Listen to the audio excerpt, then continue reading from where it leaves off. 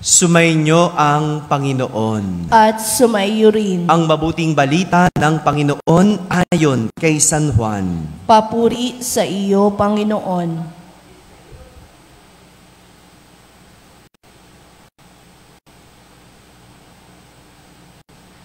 Nang suguin ng mga Hudyo upang itanong kung sino siya, sinabi ni Juan, sinabi niyang hindi siya ang Mesiyas. Kung gayoy, sino ka? Tanong nila. Ikaw ba si Elias? Hindi po. Tugon niya. Ikaw ba ang propetang hinihintay namin? Sumagot siya, hindi po. Sino ka kung gayon? Tanong nila uli. Sabihin mo sa amin para masabi namin sa mga nagsugo sa amin. Ano ang tungkol sa iyong sarili? Si Juan, ako ang tinig ng isang sumisigaw sa ilang. Tuwirin ninyo ang daraanan ng Panginoon. Ang propeta Isaías ay ang may sabi nito.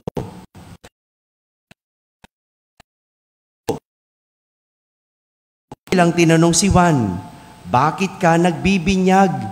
Hindi pala naman ikaw ang Mesiyas, ni si Elias, ni ang propeta. Siya. Ako'y nagbibinyag sa tubig, ngunit nasa gitna ninyo ang isang hindi ninyo nakikilala. Siya ang susunod sa akin. Subalit, hindi ako karapat-dapat magkalagman lamang ng tali ng kanyang panyapak. Ito ay nangyari sa Betania, sa ibayo ng Jordan, na pinagbibinyagan ni Juan. Mga kapatid, ang mabuting balita ng Panginoon. Pinupuri ka namin, Panginoong Jesucristo. Magsiupo ang lahat at makinig sa humili. Isang magandang sa inyong lahat. Good morning, Father. Magandang umaga sa lahat ng nasa barangay na nakakapakinig ng ating misa, sa lahat ng nasa tahanan nagsisimba via online. Sa lahat ng nasa abroad, isang magandang araw po sa inyong lahat. Ngayong ikalawang araw ng bagong taon, muling nagpapakilala sa atin si Juan Bautista. Ating ebanghelyo. Kung matatandaan natin, noong panahon ng Adbyento, ibinida sa atin si Juan. Bida si Juan bilang tagapaghanda sa darating na Mesiyas. Kaya nga ang panahon ng Adbyento ay panahon ng paghahanda. Father, bakit andyan pa si Juan? Panahon na ng Kapaskuhan. Bagong taon na. Tapos na yung panahon ng Adbyento. Tapos na yung panahon ng paghahanda. Alam niyo po, magandang inuulit sa atin ang pagpapakilala kay Juan para malaman natin ang katotohanan at ang ating tunay na kasinuhan. Ito yung magandang pagnilayan natin ngayong ikalawang araw ng bagong taon. Malaman natin ang katotohanan at ang tunay nating kasinuhan. Ilang beses tinanong si Juan tungkol sa kanyang kasinuhan. Ang tanong nila, ikaw ba si Elias? Ang sagot niya, hindi po. Ang tanong nila, ikaw ba ang propetang hinihintay namin? Sumagot siya, sino ka kung gayon? Ang tanging nasagot ni Juan, ako ang tinig ng isang sumisigaw sa ilang. Tuwirin ninyo ang daraanan ng Panginoon. Ito yung maganda kay Juan. Hindi siya nagpapanggap. Kilala niya ang kanyang sarili.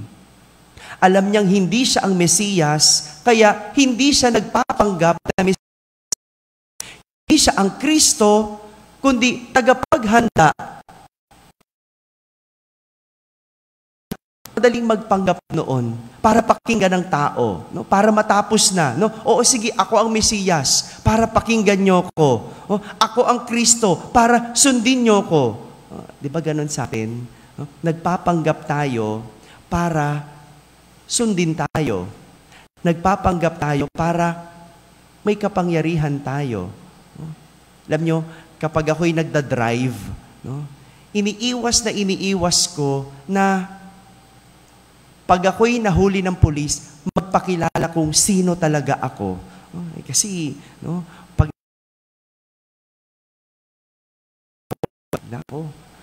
baka magamit ko kasinuhan sa kasamaan, no? Kaya sige na, nagpapahuli na lang, no? Nagpapahuli na lang. Kaya ingat na ingat, no? Ingat na ingat. Ang hirap, no? Mahirap.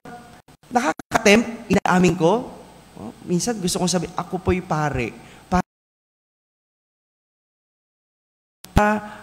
Hindi, mapalampas ako. Kasi abala naman talaga, no? Tutubusin mo pa yung lisensya mo. Pero ingat din. Kasi kung magpakilala pare, sabihin sa'yo, oh pare, hindi marunong sumunod sa batas trapiko. Oh, di ba nakakahiya din yung ganon? Ito yung maganda. Pwede siyang nagpanggap kasi hindi naman siya kilala ng tao para sundin siya, para pakinggan siya. Pero hindi siya nagpanggap. Kilala niya ang tunay niyang kasinuhan.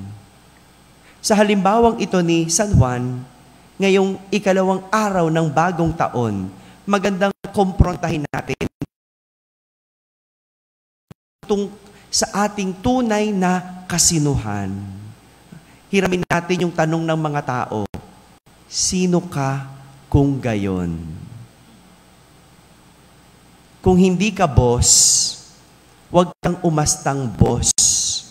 Kaya hindi ka dapat nagrereklamo na mahirap ang pinapagawa sa'yo. Dahil hindi ka boss. Diba? May mga ganong empleyado no? Reklamo ng reklamo, ang tanong, boss ka ba? Hindi po. O ano ka? Sekretarya. Ano bang trabaho ng sekretarya? Diba? Minsan kailangan malaman mo, balik ka, sino ka ba? No? Reklamo rin kami ng reklamo. No? Ang hirap-hirap ng mga pinagagawa sa amin. Ang hirap-hirap. At ngayong pare na ako, doon ko nalaman, kaya pala, sinasanay kami at kinukumpronta kung sino kami. Kasi kahit pare na kami, marami pa rin namang hirap At sino ba kami? Hindi lang kami pare. Tagasunod ni Kristo. Kaya kung may pinagagawa sa aming mahirap, hindi kami dapat magreklamo. Kasi kami tagasunod. Ganon din ang isang lingkod. Kung ikaw ay lingkod, hindi ka boss.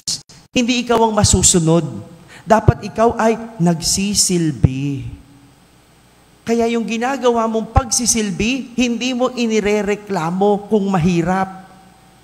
Ganon din kung ikaw ay estudyante. Dapat ikaw ay mag-aaral.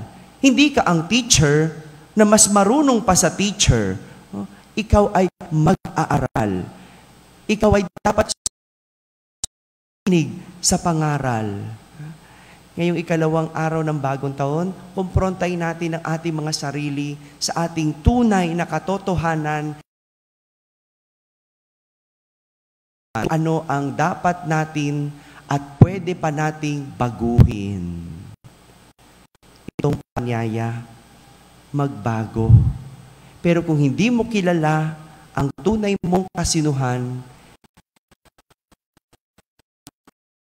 dahil ang unang hakbang ng pagbabago ay ang pagkilala sa sarili. Mga kapatid, natin ang ating tunay na kasinuhan para malaman natin ang ugali na dapat nating baguhin. Sapagkat sinisira ng masamang ugali ang lalo na kapag wala tayong kamalayan sa tunay nating kasinuhan. Sumainyo ang Panginoon. At sumaiyo rin. At pagpalain kayo ng makapangyarihang Diyos, Ama at Anak Espiritu Santo. Amen. Tapos na po ang ating pagdiriwang, humaiging taglay, ang pag-ibig ni Kristo. Salamat sa Diyos.